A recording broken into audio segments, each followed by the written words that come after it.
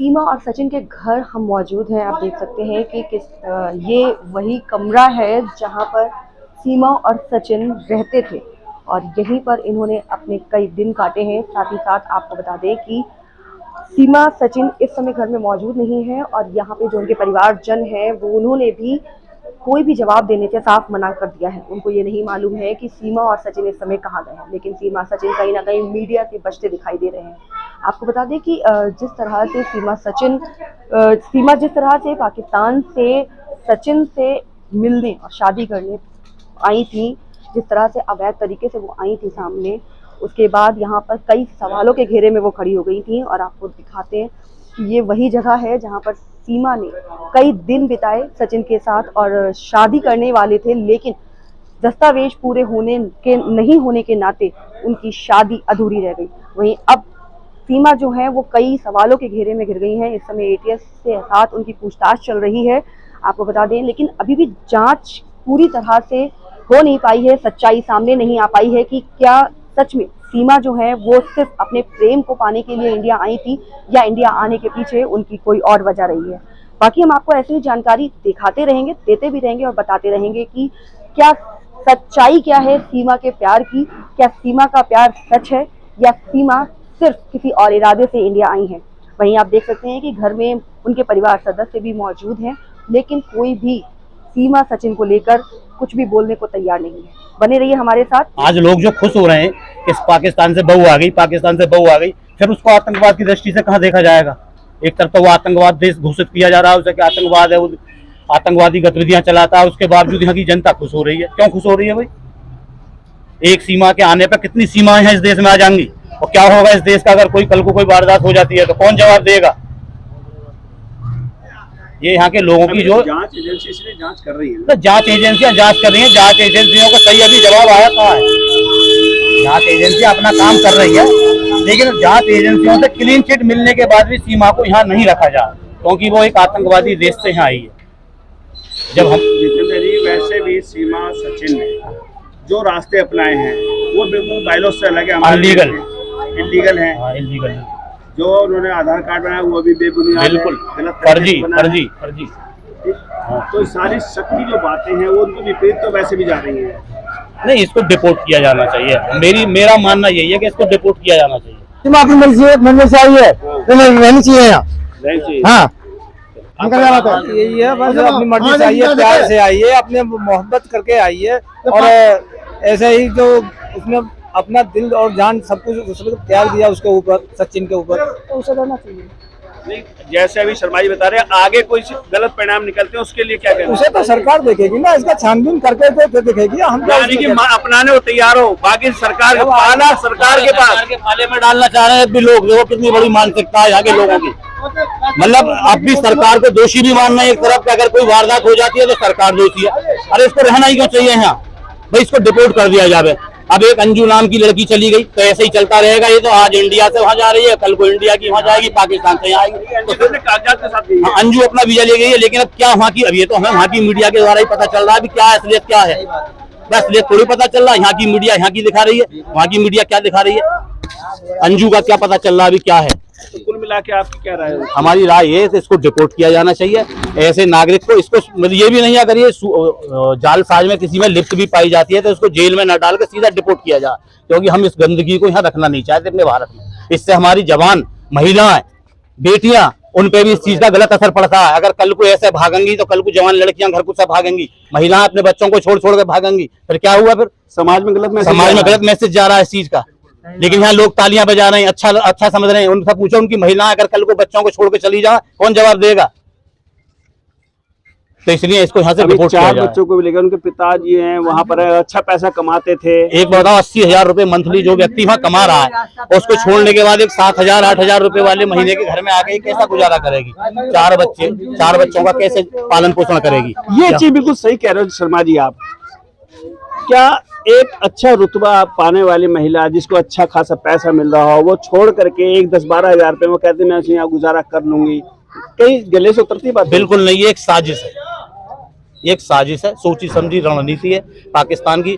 और देखो इसमें जांच चल रही है, अब सबके सामने आ जाएगी अपने आप क्या निकलता है क्या नहीं निकलता। ये सब एक नाटक है ना, प्यार में इस तरीके से 4-4 बच्चों की माता 3-3 बॉर्डर पार करके इस तरीके से कोई आएगी।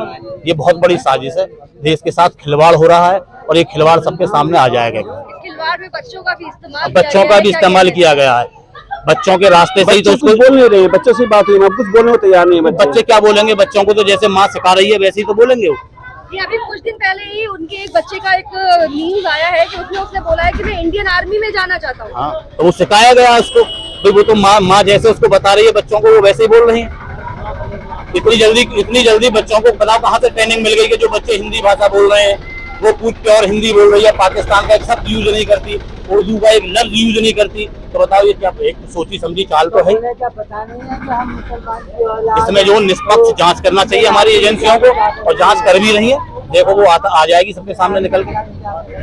तो कुल मिला के ये सरकार को क्या कदम उठाना चाहिए जो उठा रही है सरकार? आपको सरकार को इसमें यही है सरकार को यही है, हमारे गृह मंत्री जी को जो जांच का विषय चल रहा है, जो 5 एजेंसियां हमारी जांच कर रही हैं, वो बिल्कुल सही। अभी वो निर्णय आ जाएगा कुछ दिन में, क्योंकि फुल तरीके से इसकी जांच की जाएगी। आधार कार्ड जैसे निकले, फर्जी आधार कार्ड निकल रहे हैं, तो साजिश तो है ही है।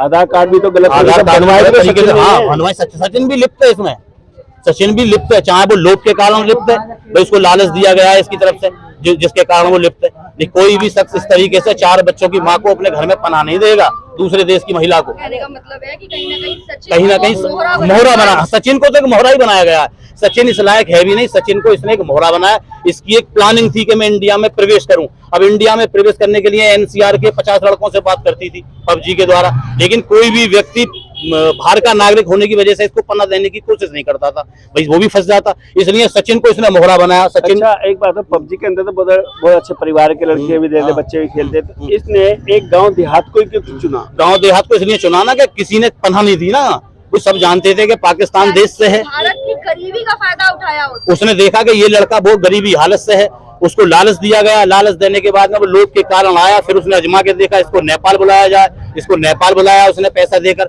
वो नेपाल भी चला गया। उसके दिमाग में बैठ गई कि हाँ ये वाकई में लड़का जो गरीब हालत है इसकी, और दिमाग से इतना है नहीं, ये सही रहेगा, तो उसने इसको चुना। सचिन का जो दिमाग ब्रेन उसने पूरा वाश कर दिया, पूरा उसकी दिमाग वाश किया। चलिए क्या कहा, इसी को देखते हुए अंजू भी इसी रास्ते पे चली कि मैं भी सुर्खियों में आ जाऊं, मेरा भी नाम हो जाए। अब ऐसे चलता रहेगा, ये तो आगे भी चलता रहेगा, आगे भी ऐसे चलता रहेगा। तो इस पे लगाम कैसे लगे? लगाम क्या, जो अब जैसे अंजू ने काम करा, अगर मीडिया इस काम को दबा देती, अगर मीडिया इसके काम को दबा देती अंजू वाले को, तो ये यही के यही रुकी रहती। अब जैसे भी चलता रहेगा काम, मीडिया उठाती रहेगी इसको, तो आगे बढ़ता रहेगा काम। बच्चों की फीस दे रही थी 10,000 रुपए मंथली, मतलब कमरे का किराया दे रही थी, आराम से रह रही थी। उसके बावजूद भी उसे तो इंडिया में आना था ना, इंडिया में जालसाजी करनी थी, इंडिया में पैसा। एक सवाल वो निकल के आ रहा है कि एक गुलाम हैदर के साथ ऐसा हुआ है क्योंकि वो विदेश गया था पैसा कमाने, परिवार चलाने के लिए।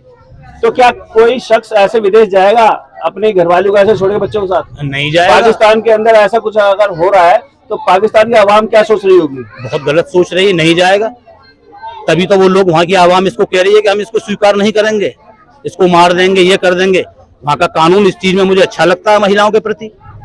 अगर वहाँ कोई महिला इस तरीके से गद्दारी करती है तो वो मार देते हैं, और वो सही है उनका कानून। ये इंडिया में भी होना चाहिए। अगर कोई महिला बदतमीजी करती है, इस तरीके का व्यवहार करती है, तो यहाँ भी ये कानून लागू तो सही महिलाओं के ऊपर आरोप लगा रहे हो? नहीं, आरोप नहीं लगा रहे, सही उनका। अगर इसका मतलब महिला गलत कदम उठाएंगे, फिर सारी महिलाओं पर आरोप आप कैसे लगा सकते हैं? नहीं, सारी महिलाओं पर जब एक महिला एक मछली सारे तालाब को गंदा कर देती है मैडम।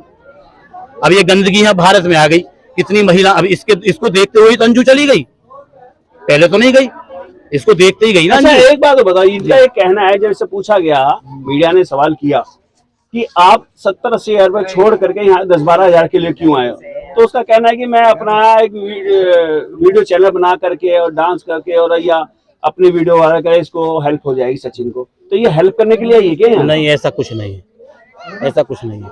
ये क्या हेल्प करेगी? कुछ भी हेल्प नहीं करेगी। उसका एक रीजन था, बस अपने बच्चों को पालती वहाँ, आराम से रहती वहाँ। जहाँ 80,000 रुपये महीने उसका आदमी विदेश से भेज रहा है तो वहाँ कमाती, वहाँ भेजती।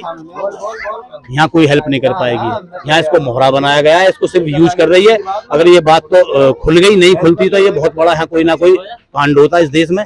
और वो देखो धीरे धीरे सब आ जाएगी सामने। यानी कि मतलब हम सिर्फ ये जानना चाह रहे हैं, क्या मतलब आपको क्या लगता है, उसको यहाँ रहना चाहिए कि पाकिस्तान वापस भेज देना चाहिए? सरकार फैसला करेगी, हम क्या कह सकते हैं। सरकार फैसला करेगी, लेकिन आपने क्या सोचा है? मतलब आपके समझ ली मोहल्ले की बहू आई है, अपनाया जाए नहीं अपनाया जाए नहीं अपनाया जाए? अभी फैसला नहीं हुआ। अगर वहाँ सरकार की तरफ से जो आ जाए, अगर सरकार अपना लेगी तो हम भी अपना लेंगे। उससे बढ़ के थोड़ी हो सकती है। यानी कि अगर सरकार अपना सरकार लेगी से बढ़ के। तो आप भी अपना लोगे?